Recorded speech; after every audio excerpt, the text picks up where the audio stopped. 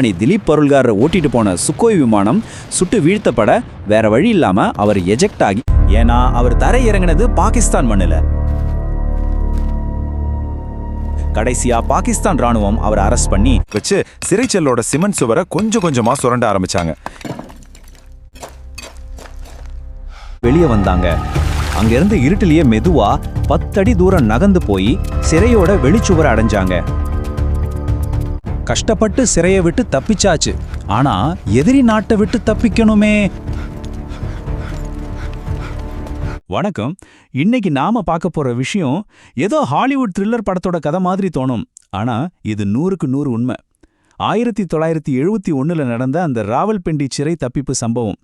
இதுல அவ்வளோ விறுவிறுப்பு இருக்கு. வாங்க நேரடியா விஷயத்துக்குள்ளே போயிடலாம். கொஞ்சம் யோசிச்சு பாருங்க. ஆகஸ்ட் 12, 1972 நடு ராத்திரி நேரம். வெளியில இடி மின்னலோட பயங்கரமான மழை கொட்டிட்டு இருக்கு. அந்த கும்மிருட்டுல சிறைச்சாலையோட சுவர்ல இருக்கிற ஒரு சின்ன ஓட்ட வழியா 3 பேர் ரகசியமா ஊர்ந்து வெளியே வராங்க. யார் இவங்க? ஏன் இப்படி உயிரை பணயம் வைத்து தப்பிக்கணும்? இந்த த்ரில்லர் கதையோட ஆரம்பத்தை தெரிஞ்சுக்க நாம கொஞ்சம் பின்னோக்கி போகணும். சரி, இன்னைக்கு இந்த டீக்ளாசிஃபைட் மிஷன் டாசியர்ல நம்ம என்னென்னு பார்க்க போறோம்னா, எதிரி எல்லைக்குள்ள நடந்த வீழ்ச்சி, சிறைச்சாலை விதிகள், தப்பிப்பதற்கான அந்த மாஸ்டர் பிளான், அந்த சுதந்திர தின நள்ளிரவு எஸ்கேப், கைபர் பாஸ் வழியான பயணம், அப்புறம் கடைசியா பிடிபடுதலும், அங்க கிடைச்ச அந்த எதிர்பாராத கருணையும். இதுதான் நம்ம ரூட் மேப். முதல் விஷயம், shot down behind enemy lines, அதாவது எதிரி எல்லைக்குள் வீழ்ச்சி. காலண்டரை கொஞ்சம் பின்னாடி திருப்பி டிசம்பர் 1971க்கு போவோம். இந்தியா பாகிஸ்தான் போர் அப்போ உச்சகட்டத்துல இருந்துச்சு. இது ஒரு சாதாரண அட்டாக் கிடையாதுங்க. அப்படியே மின்னல் வேக தாக்குதல். 0 மினிட்ஸ் பஞ்சாப் ஆதம்பூர் தளத்துல இருந்து 26 போர் விமானங்கள் கிளம்புது. 30 நிமிஷத்துல இந்திய விமானிகள் பாகிஸ்தானோட ஜாஃபர்வால் கண்காணிப்பு கோபுரத்தை தரைமட்டமாக்குறாங்க.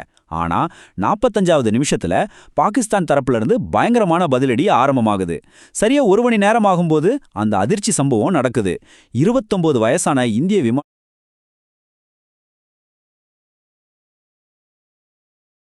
ஆகி பாராஷூட்ல கீழே குதிக்கிறாரு. எப்படியோ உயிர் தப்பிச்சிட்டோன்னு அவர் மூச்சு விடுறதுக்குள்ளேயே அடுத்த பெரிய ஆபத்து காத்துட்டு இருந்துச்சு.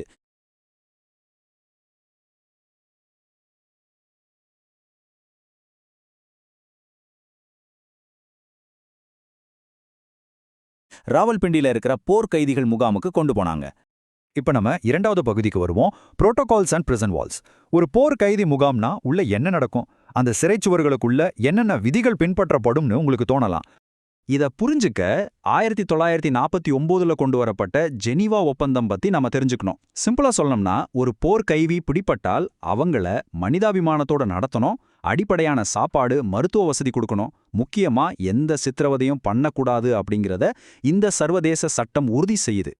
ஆனா நிஜத்துல நிலவரம் எப்பவுமே பேப்பர்ல இருக்கிற மாதிரி இருக்காது இல்லையா? ஆரம்பத்துல திலீப்பை விசாரிக்கும் போது அவர் தப்பான மேப் கொடுத்தாருன்னு சொல்லி ஒத்த கால்ல நிக்க வச்சு சுட்டுடுவோன்னு மிரட்டி இருக்காங்க. இது ஒரு பக்கம். ஆனா இதுக்கு அப்படியே நேர்மாடா இருந்தார் அந்த சிறையோட மூத்த அதிகாரி உஸ்மான். அவர் நிஜமாவே அந்த ஜெனீவா ஒப்பந்தத்தோட ஒரு எடுத்துக்காட்டாவே நடந்துகிட்டார்னு சொல்லலாம். இந்திய விமானிகளுக்கு செஸ் விளையாட, ரேடியோ கேட்க, பாட்டு கேட்கலான்னு அனுமதி கொடுத்ததோடு ரொம்பவே கண்ணியமாவும் மனிதநேயத்தோடவும் நடத்தினாரு. சரி, போர் ஒரு வழியா முடிவுக்கு வந்துருச்சு. ஆனா கைதிகளோட விடுதலையில ரொம்ப தாமதமாகிட்டே இருந்துச்சு. இது திலீப்போட மன உறுதியை ரொம்பவே சோதிச்சது. இங்க இருந்து தான் நம்ம 3வது பகுதி ஆரம்பமாகுது. தப்பிப்பதற்கான அந்த மாஸ்டர் பிளான், அதாவது blue print for a break out. Police கண்ணு முன்னாடியே இவங்க தப்பிக்க தேவையான பொருட்களை எப்படி சேகரிச்சாங்கங்கிறது சீரியஸாவே ஒரு மாஸ்டர் கிளாஸ். தாடி வெட்டணும்னு சொல்லி கத்திரிக்கோள், பைப் ரிப்பேர் பண்ணணும்னு சொல்லி ஸ்க்ரூ டிரைவர் வாங்கியிருக்காங்க. அப்புறம் ரேடியோ பேட்டரியும் துணி தைக்கிற ஊசியும் வச்சு ஒரு காம்பஸ் ரெடி பண்ணிட்டாங்க. இதுக்கெல்லாம் மேல ஒரு பெரிய ட்விஸ்ட் என்னன்னா, அதிகாரி உஸ்மான் கிட்ட இருந்தே ரொம்ப கேஷுவலா அந்த பகுதியோட மேப்பையும் வாங்கிட்டாங்க. திலீப்பும் கூட இருந்த ஹரிசிங்ஜி, கிரேவால் இவங்க 3 பேரும் செஞ்ச இந்த தந்திரம் நிஜமாவே ஆச்சரியப்பட வைக்குதுல. பொருட்கள் ரெடி, அடுத்து என்ன? சுவரை உடைக்கணும். நைட் நேரத்துல ஃபோர்க்கு, அப்புறம் கத்திரிக்கோள. இது ஏதோ ஒரு நாள்ல நடந்தது இல்லைங்க. ஒவ்வொரு நாளும் ராத்திரி ஒரே ஒரு கல்லை மட்டும்தான் வெளியெடுப்பாங்க. காலை விடுவதற்குள்ள அந்த கல்லை திரும்பவும் அதே இடத்துல வச்சுட்டு உஸ்மான் கிட்ட வாங்கலாங்க பாருங்க ஒரு மேப்பு, அதை அப்படியே அது மேல ஒட்டி மறைச்சிடுவாங்க. மாசக்கணக்கா அவங்க காட்டின அந்த பொறுமையும் மன உறுதியும் அபாரமானது. ஆனா இப்போ அவங்களுக்கு ஒரு பெரிய நெருக்கடி. டைம் ரொம்ப கம்மியா இருந்துச்சு.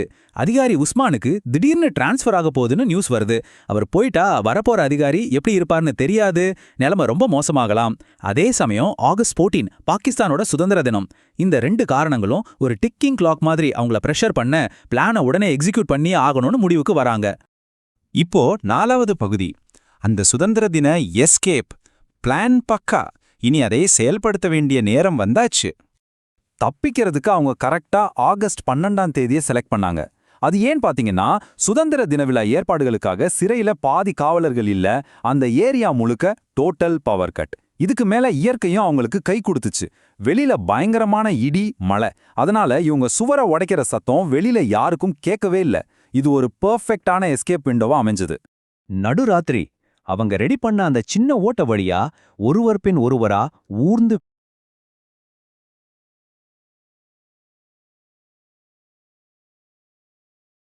அந்த 7 அடி உயர சுவரை தாண்டணும். ஒருத்தரை ஒருத்தர் தூக்கிவிட்டு அந்த இருள்ல குதிச்சு தப்பிச்சிட்டாங்க.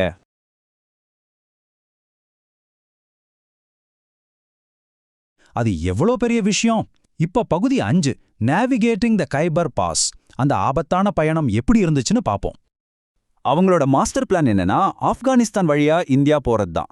பாகிஸ்தான் உள்ளூர் மக்கள் மாதிரியே ட்ரெஸ் பண்ணிட்டு அவங்க ரெடி பண்ண காம்பஸ் உதவியோட டைரக்ஷன் கண்டுபிடிச்சு பயணத்தை ஆரம்பிச்சாங்க. நடுராத்திரியில பெஷாவர் போற பஸ்ஸை பிடிச்சாங்க. அப்புறம் செக் போஸ்ட்டை தவிர்க்கிறதுக்காக குதிரைகளை வாடகைக்கு எடுத்து அடர்ந்த காட்டுக்குள்ள பயணம் செஞ்சாங்க. திரும்பவும் கைபர் போற பஸ் இந்த தடவை போலீஸ் கண்ணில் சிக்கிடக்கூடாதுன்னு பயப்படாம அந்த பஸ்ஸோட ரூஃப்லயே ஏறி உட்காந்து பயணிச்சாங்க. விஷயம் என்னன்னா, ஆப்கானிஸ்தான் எல்லை வெறும் 8 கிலோமீட்டர் தூரத்துல தான் இருந்துச்சு. கிட்டத்தட்ட தப்பிச்சிட்டாங்க. அப்போ ஒரு லோக்கல் டீ கடையில நிறுத்தி லண்டி கானாக்கு எப்படி போகணும்னு வழி கேட்டாங்க. ஆனா இந்த ஒரு வார்த்தை அவங்கள அப்படியே காட்டி கொடுத்துருச்சு. அது எப்படின்னு உங்களால கெஸ் பண்ண முடியுதா? உண்மை என்னன்னா, அந்த ஊரோட பேரை மாத்தி 20 வருஷத்துக்கு மேல ஆயிடுச்சு. உஸ்மான் கொடுத்த அந்த பழைய மேப்பும் இவங்களோட வித்தியாசமான உச்சரிப்பும் அவங்க லோக்கல் ஆட்கள் இல்லைங்கிறத காட்டி கொடுத்துருச்சு. அவ்வளோ மாசமா கஷ்டப்பட்டு போட்ட பிளான் இந்த ஒரே ஒரு சின்ன மிஸ்டேக்னால கொலாப்ஸ் ஆயிடுச்சு. சந்தேகம் வந்த உள்ளூர் மக்கள் அவங்கள உடனே பிடிச்சு அந்த ஊர் தாசில்தார் கிட்ட ஒப்படைச்சிட்டாங்க. இது நம்ம எக்ஸ்பிளைனரோட கடைசி பகுதி. Capture, compassion and freedom.